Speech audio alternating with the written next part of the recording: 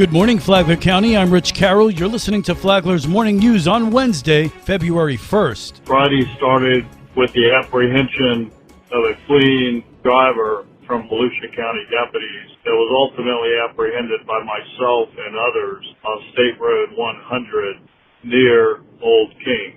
That high-speed chase involving the sheriff himself kicked off a busy weekend for Flagler County deputies who made more than 100 traffic stops and responded to more than 850 calls for service. Amy Cherry has more on our lead story. Deputies arrested Zachary Tadelbaum on charges of aggravated fleeing and attempting to elude law enforcement. Later that same night, Sheriff Rick Staley made another arrest. I located the vehicle that was driving about 30 miles an hour in the center lane of Interstate 95. It was slightly weaving. I pulled the driver over. He was obviously impaired, and he was arrested. Staley says he instantly smelled pot in the vehicle. 19-year-old Asher Maduro was charged with DUI. Robert Yola, who was nabbed in Palm Coast F section Sunday, is also facing DUI charges. A driver that had struck multiple street signs, almost hitting a car, and multiple mailboxes. When the driver stopped, a citizen stopped behind him. Deputies got on the scene and arrested him for DUI and leaving the scene of multiple accidents. Delilah Fennell was also arrested Sunday after deputies say she was speeding and nearly struck a tree. They say her blood alcohol level was 3 times the legal limit, and she was in possession of a gun, something as a convicted felon she's forbidden from having. This local news is a service of Flagler County's Toyota dealer, Beaver Toyota US 1 St. Augustine, here to wow you.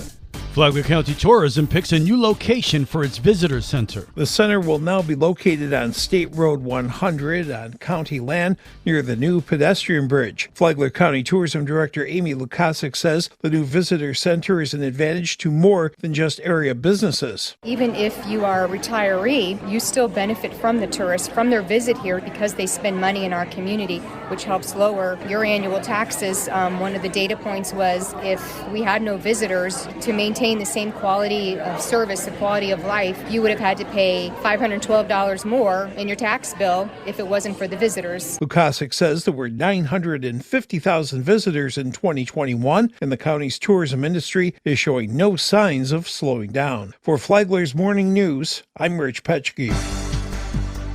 Flagler County has renewed its storm readiness certification. The National Weather Service has notified Flagler County its certification as a storm-ready county has been renewed until April of 2027. It is the 7th time the county's been recertified since the program's inception in 1999. Flagler Emergency Management Director Jonathan Lord. We were actually the first community in Florida to receive the storm ready designation, and we've just been renewed up until April of 2027. So we're very excited about that. It's not just really a validation of our programs. Storm Ready actually helps lower people's flood insurance rates. Lord adds Storm Ready is a voluntary program that validates a community's commitment to focus on communication, mitigation, and preparedness to save lives impacted by weather hazards. For Flagler's Morning News, I'm Karen Johnson.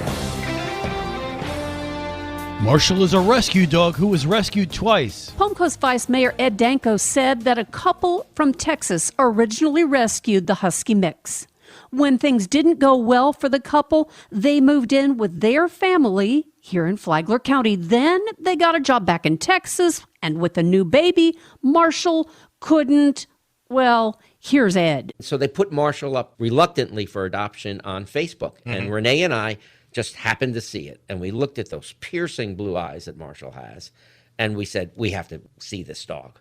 I mean, we fell in love with him instantly. Danko said that he and his wife met the couple and promised that they would love and care for Marshall, and they have ever since. Along with Marshall the Husky mix, he and his wife Renee have 3 cats, and they're all rescues. There's Dexter, 8-Ball, and Dallas. He said he rescued Dallas on Hatteras Island when he lived there. Danko said that Dallas runs the house, but the other 2 cats, he said, will disagree. He also said that Marshall loves them all. Speaking of Animals is on WNZF on Saturday mornings at 8 o'clock. From the WNZF newsroom, I'm Deb Albertson.